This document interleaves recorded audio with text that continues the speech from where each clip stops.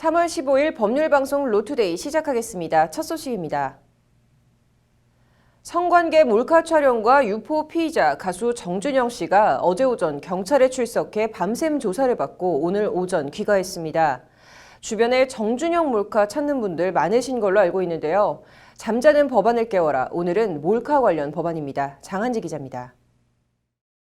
정 씨가 받는 혐의는 성폭력 범죄의 처벌 등에 관한 특례법상 카메라 등 이용 촬영죄 위반입니다. 해당 법안은 성적 욕망이나 수치심을 유발하는 신체를 허락 없이 촬영한 경우 최대 징역 5년형에 처할 수 있도록 하고 있습니다. 촬영 당시엔 동의했어도 허락 없이 이를 유포하는 경우도 불법 촬영과 같은 처벌을 받습니다. 문제는 이런 몰카를 불법 촬영물인지 알면서도 다시 유포한 2차 유포의 경우 처벌할 수 있는 명확한 근거 조항이 없다는 점입니다. 이 때문에 이른바 리벤지 포르노 같은 불법 촬영물이 인터넷에서 빛의 속도로 퍼져도 마땅히 규제하거나 처벌할 방법이 없었습니다. 이런 문제점을 해소하기 위해 지난해 11월 더불어민주당 김영호 의원이 성폭력 처벌법 일부 개정안을 대표 발의했습니다. 법안은 이에 불법 촬영물임을 알면서도 다시 유포한 자들의 처벌 대상과 기준을 명확하게 해야 한다고 제안 이유를 밝히고 있습니다.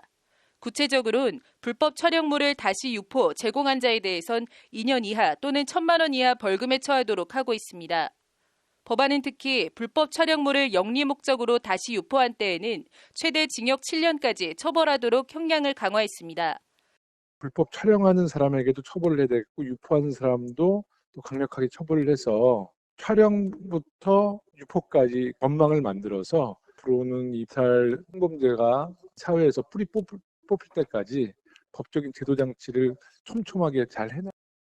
이와 함께 국회엔 정의당 윤소아 의원의 대표 발의로 몰카의 개념 정의와 처벌 대상 확대, 형량 등을 강화한 성폭력 처벌법 개정안도 그제 새롭게 발의됐습니다.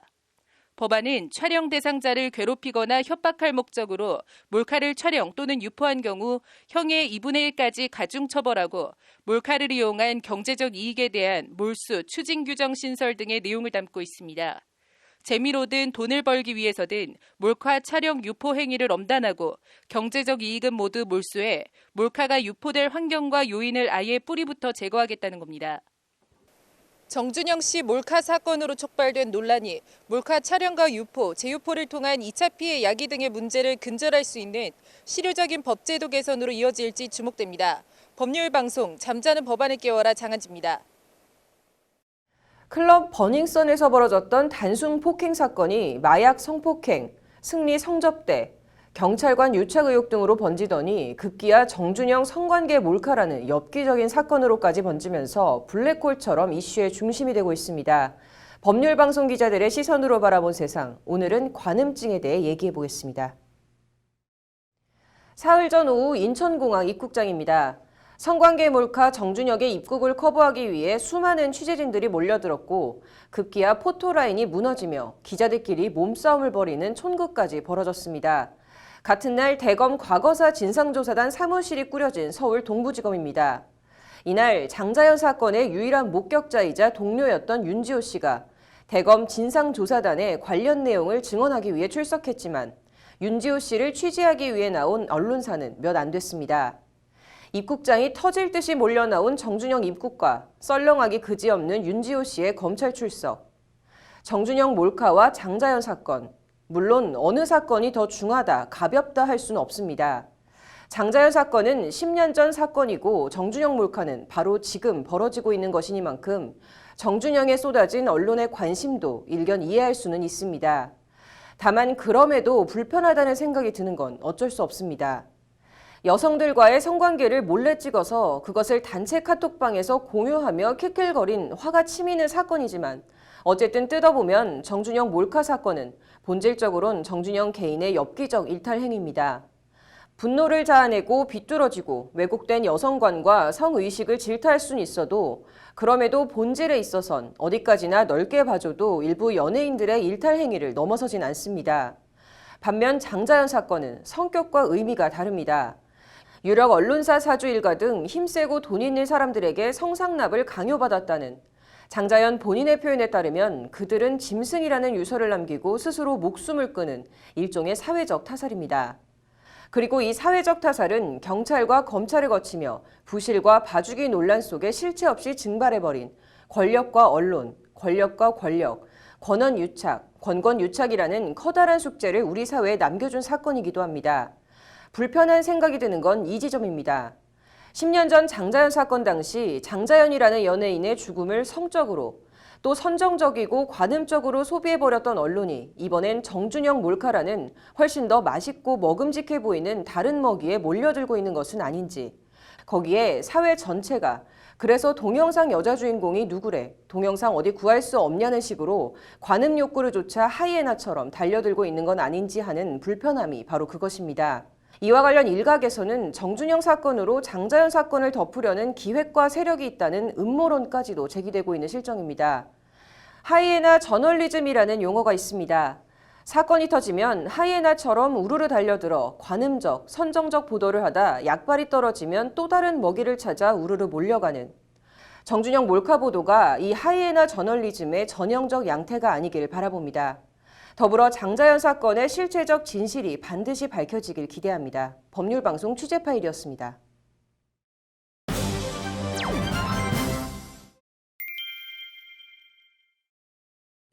저희 법률방송과 함께 어려운 법령 용어 순화 작업을 펼치고 있는 법제처가 올 한해 알기 쉬운 법령 만들기를 위해 18개 부처의 법령 개정 작업을 추진하겠다고 밝혔습니다.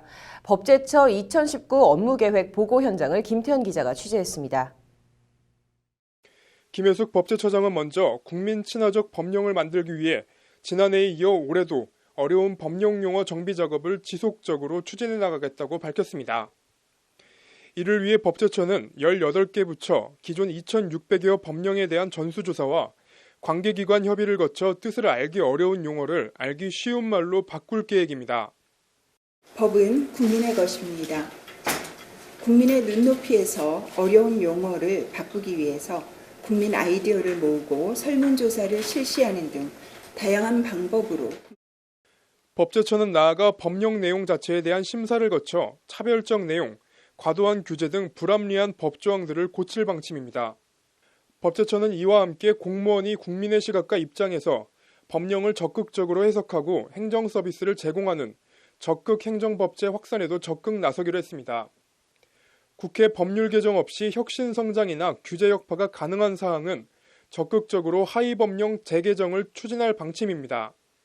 정책 집행 현장에서 적극 행정이 신속히 구현될 수 있게 환경 변화에 보다 탄력적으로 대응할 수 있는 하위 법령을 적극 활용하는 것을 법제처는 나아가 중앙행정기관과 지자체의 법제 역량 강화를 위해 맞춤형 컨설팅 제공 등 찾아가는 서비스를 제공하겠다고 밝혔습니다.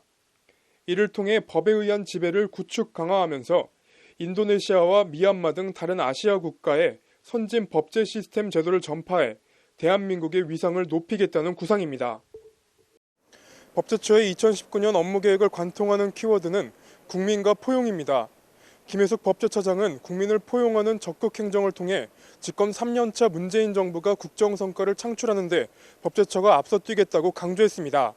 법률방송 김태현입니다. 네, 신용카드 소득공제 제도가 무려 9차례 고비를 넘기고 또 살아남았습니다. 이효영 변호사의 뉴스화법에서 이 얘기 자세히 해보도록 하겠습니다. 이 변호사님 어서 오십시오. 네, 안녕하세요.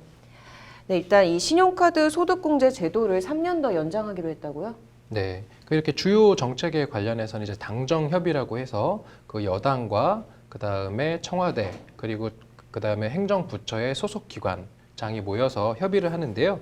이런 그 13일에 있었던 당정청 협의에서 이제 올해 말에 그 일몰을 맞을 예정이었던 그 신용카드 소득공제 제도를 3년 더 연장하기로 결정해서 그 2022년까지 유지하기로 했다는 것입니다.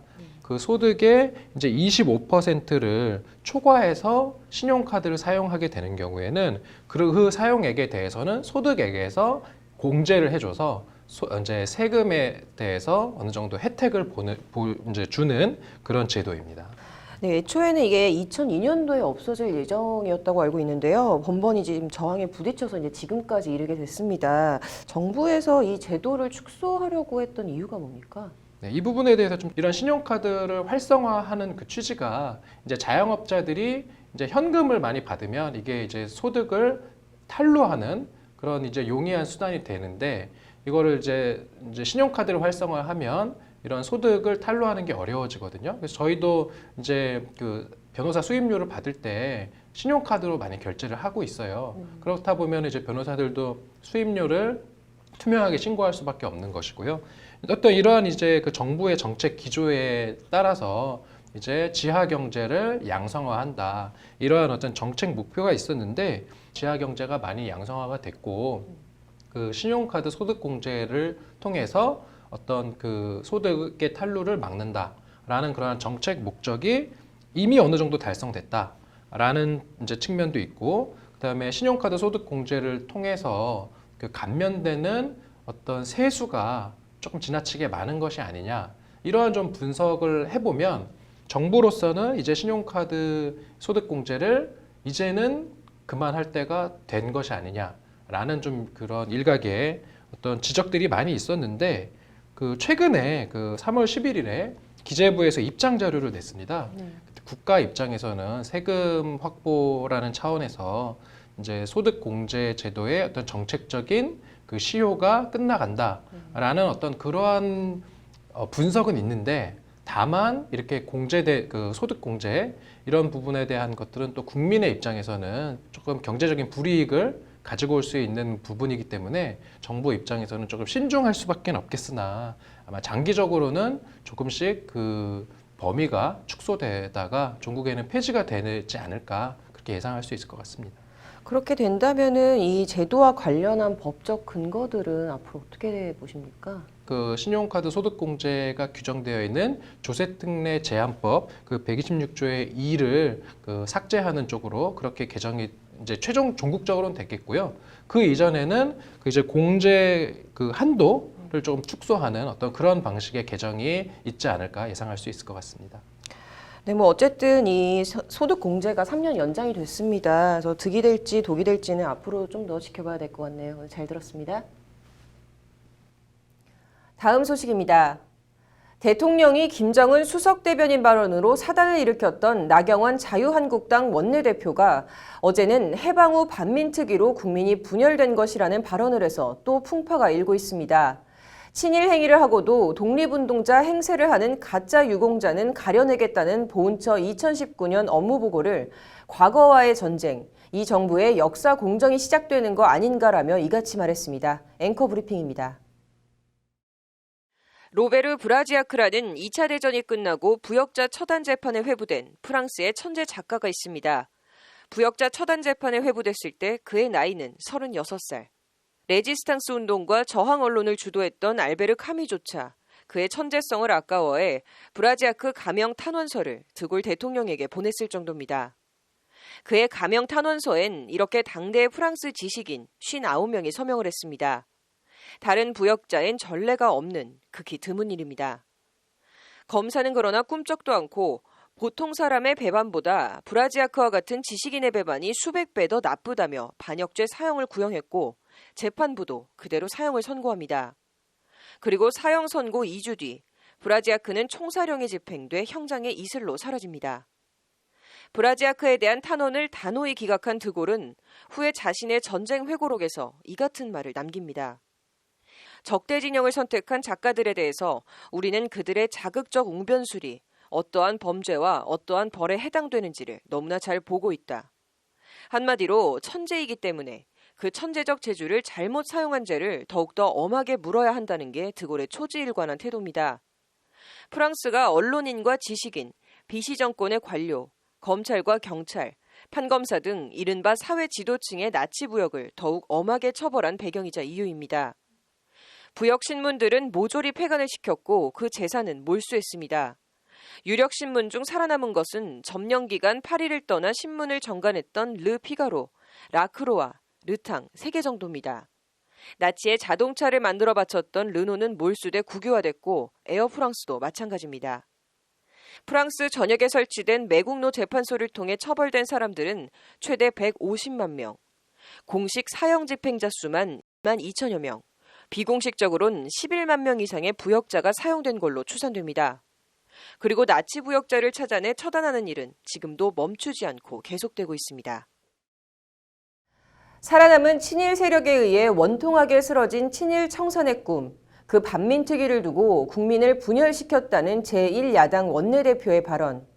편가르기를 통한 지지 세력 결집이라는 정치적 효과는 어떨지 모르지만 착잡합니다. 국민 분열과 단결, 국가가 애국적 국민에게는 상을 주고 민족 배반자나 범죄자에게는 벌을 주어야만 비로소 국민들을 단결시킬 수 있다. 드골의 말입니다. 드골식의 단결이 필요해 보입니다. 앵커 브리핑이었습니다. 이어서 법조계 소식 전해드립니다. 별장 성접대 의혹을 받는 김학의 전 법무부 차관에 대한 검찰 소환 조사가 김 전 차관의 불출석으로 무산됐습니다. 대검 진상조사단은 김 전 차관과 연락이 안 된다고 밝혔습니다.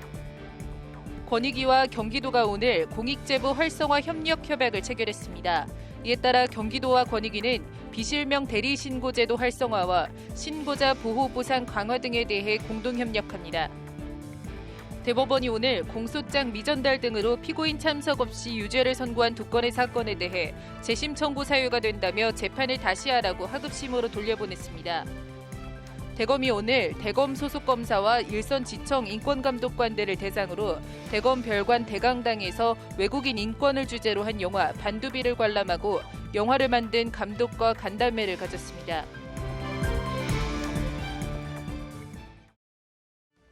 3월 15일 법률방송 로투데이 여기서 마치겠습니다. 시청해주신 여러분 고맙습니다.